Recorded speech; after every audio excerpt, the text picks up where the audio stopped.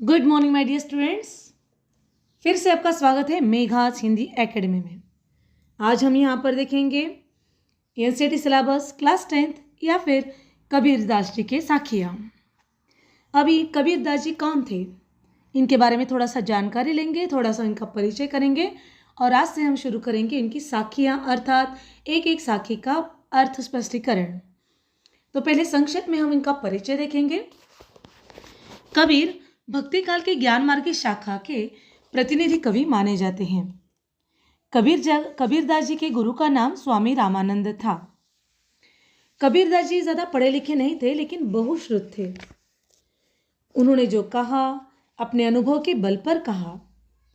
कबीर की वाणी बीजक नामक ग्रंथ में संकलित है। इस रचना में कबीर द्वारा रचित साखी, रमैन एवं शब्द संग्रहित है। कबीरदास जी ईश्वर के निर्गुण रूप के उपासक थे। उनके अनुसार ईश्वर प्रत्येक हृदय में वास करते हैं। उन्हें मंदिर मस्जिद में ढूंढना व्यर्थ है। भगवान की भक्ति के लिए आडंबर की अपेक्षा मन की शुद्धता एवं पवित्र आचरण की आवश्यकता है। कबीरदास जी उच्च कोटि के कवि होने के साथ साथ एक समाज सुधारक भी थे। उन्होंने अपने काव्य के माध्यम से धर्म एवं जाति के नाम पर होने वाले अत्याचारों का डटकर विरोध किया, पाखंडों पर प्रहार किया। जाति पाति की भेद रेखा खींचने वाले अलग अलग जाति के मुखिया लोग या फिर हम जिन्हें कहेंगे साधु संत पंडित, तो उन पर उन्होंने प्रहार किया। कबीरदास जी ने सच्चे गुरु को भगवान के समान ही मानकर उनकी वंदना की है। कबीरदास जी पढ़े लिखे नहीं थे, इसलिए उनके काव्य में हमें कला पक्ष का ज़्यादा निखार नहीं नजर आता। लेकिन कबीरदास जी सुधारक पहले थे और कवि बाद में। कबीरदास जी की भाषा के बारे में कहा जाएगा कि इनकी भाषा सदुक्कड़ी भाषा थी, या फिर उसे कहेंगे खिचड़ी भाषा। उसमें ब्रज, पंजाबी, खड़ी बोली, अवधी आदि अनेक भाषाओं का मिश्रण दिखाई देता है।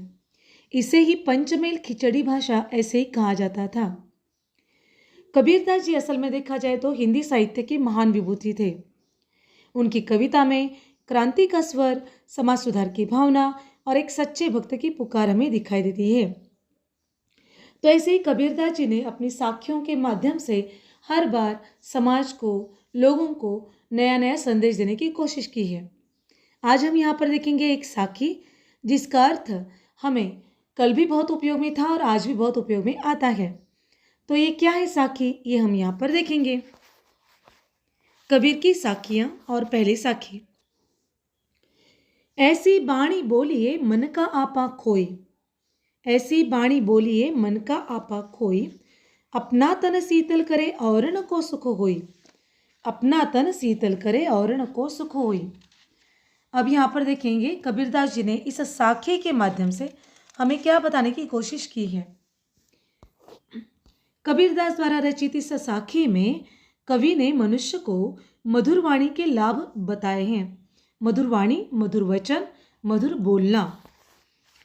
कबीर मधुर वचन, मधुर वाणी बोलने के संबंध में कहते हैं कि मनुष्य को ऐसे मीठे वचन बोलने चाहिए जिसमें मन का अहंकार समाप्त हो जाए। मनुष्य के द्वारा बोले गए मीठे वचनों से वह स्वयं तो आनंद का अनुभव करता ही है और उसे सुनने वाला भी सुख प्राप्त करता है। अब यहाँ पर और एक बार देखेंगे हम।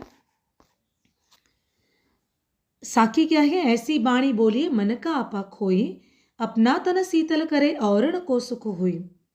इसमें कवि ने, कबीरदास जी ने मनुष्य को सदैव मधुर वचन बोलने चाहिए कहा है। मीठी वाणी बोलने से उसे सुनने वाला सुख का अनुभव करता है, क्योंकि मीठी वाणी जब हमारे कानों तक पहुँचती है तो उसका प्रभाव हमारे हृदय पर भी होता है। इसके विपरीत किसी के द्वारा कहे गए कड़वे वचन तीर की भांति हृदय को चुभते हैं।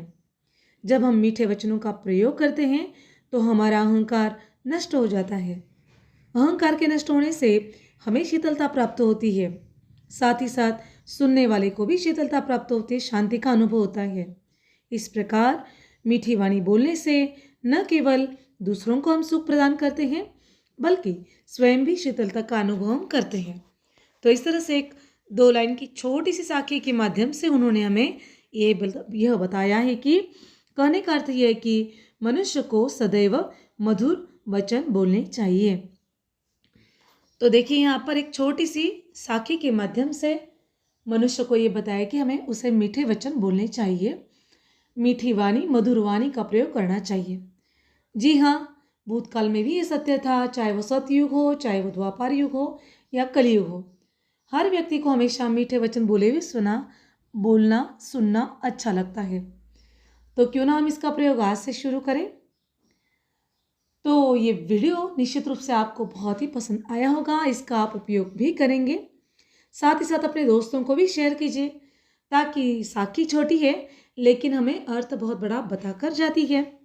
तो ऐसे ही नई नई वीडियोस को जानने के लिए, पाने के लिए इस वीडियो को लाइक कीजिए, चैनल को सब्सक्राइब कीजिए, कमेंट बॉक्स में अपने कमेंट लिखना ना भूलें और हाँ, बेल आइकन का बटन दबाना ना भूलें, ताकि कोई भी नया वीडियो सबसे पहले आपको मिले। तब तक पढ़ते रहिए, खुश रहिए और स्वस्थ रहिए। धन्यवाद।